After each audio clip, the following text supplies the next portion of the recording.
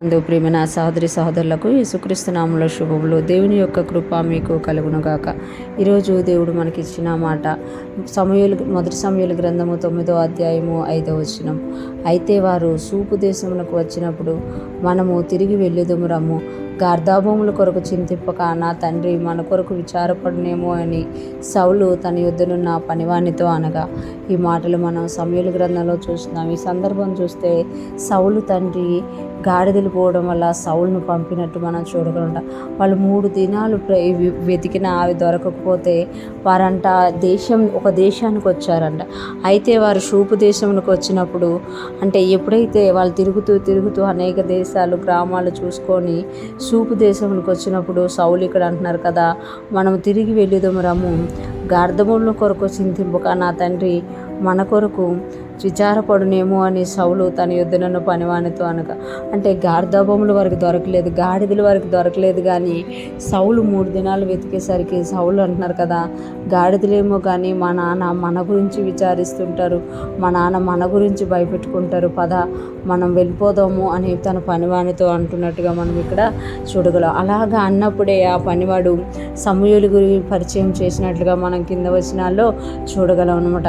అంటే గాడిదలను తన గార్ధాపాలను వెతుక్కొని సౌలు బయలుదేరినప్పుడు, తండ్రి మాటకి విధేయుడై సౌలు తన తండ్రి యొక్క గాడిదల్ని వెతకడానికి వెళ్ళినప్పుడు దేవుని యొక్క చిత్తం ఆయన మీద బయలుపరచబడినట్లుగా మనం ఇక్కడ చూడగలుగుతాం. అతడు గార్ధాభములు వెతుకుతూ వెళ్ళినప్పుడు దేవుని చిత్తం ఆయన వెతుకుతూ వచ్చినట్టుగా మనం చూడగలం.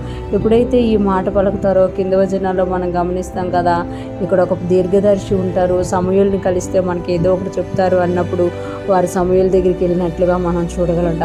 దేవుని ఉద్దేశాలు, దేవుని చిత్తాలు మనకు అర్థం కాకుండా ఉంటాయి. కానీ మనం ఎప్పుడైతే మన చుట్టూ ఉన్న వారికి విధేయత చూపిస్తామో, మనము పిల్లలమైతే మన పేరెంట్స్కి, మనము భార్యలమైతే భర్తలకి, మనము సహోదరులమైతే మన పైనున్న వారికి ఎప్పుడైతే మనం విధేయత చూపిస్తామో, శిష్యులమైతే గురువులకి, పరిచారకులమైతే సేవకులకి విధేయత చూపి వారు ఇచ్చిన పనిని ఒక దేవుని పనిగా మనం తీసుకొని ఎప్పుడైతే బయలుదేరి వెళ్తామో అప్పుడే దేవుని చిత్తాలు మనల్ని వెతుక్కుంటూ వస్తాయన్నమాట. సౌలు తన తండ్రి గార్ధాబాలను వెతుక్కుంటూ వెళ్ళాడు, దేవుని చిత్తం ఆయన్ని వెతుక్కుంటూ వచ్చి దేవుడు ఆయన్ని అభిషేకించినట్లుగా మనం చూడగలం. ఈరోజు ఫ్రెష్ మనం వింటున్న ప్రతి ఒక్కరు జ్ఞాపకం చేసుకోవాలి.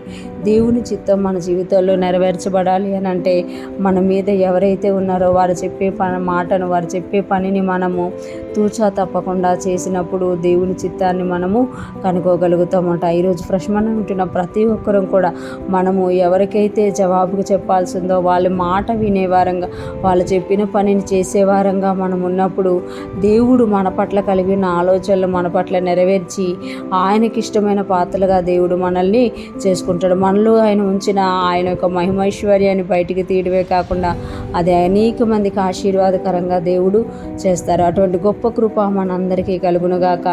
మనము దేవునికి, మన మీద ఉన్న వారికి విధేయత చూపుతూ దేవుని ముందుకు సాగిపోదుముగాక. దేవుని కృప మనందరికీ తోడై ఉండి నడిపించునుగాక.